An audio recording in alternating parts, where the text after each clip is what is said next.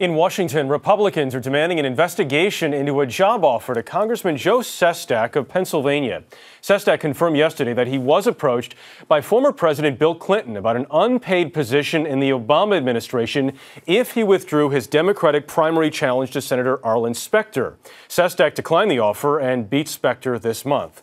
To help us put the Sestak affair and the rest of the week in focus, we are joined in Washington now by political analyst John Dickerson. John, this is a White House that promised a new era of political transparency. So how much long-term damage does this do? Well, now that they've given an answer about what actually happened, the damage will probably be lessened. It was that transparency that forced the White House to come out and say something. When first asked about it, the White House said, "Oh, trust us, nothing wrong was done. The people who talked to Sestak didn't do anything illegal." Well, the president had promised to do better than that, and on Friday he did. They let out the details, and so now they're hoping it will just quietly go away. So speaking about the legalities, that's the question being asked. Were any laws broken here?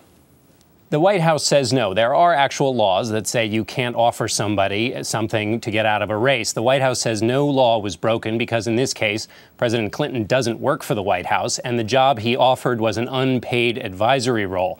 Republicans aren't buying that, but they don't own the levers of power to actually force an investigation, so it might just die there. John, I want to go back to what's happening in the Gulf right now. And the question is there any way this president looks good while oil is still spilling in the Gulf?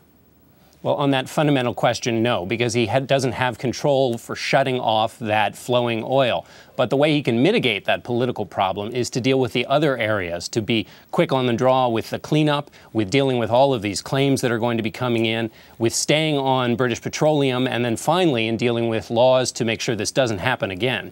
John Dickerson joining us, as always, from Washington. John, thank you very much. Thanks, Jeff.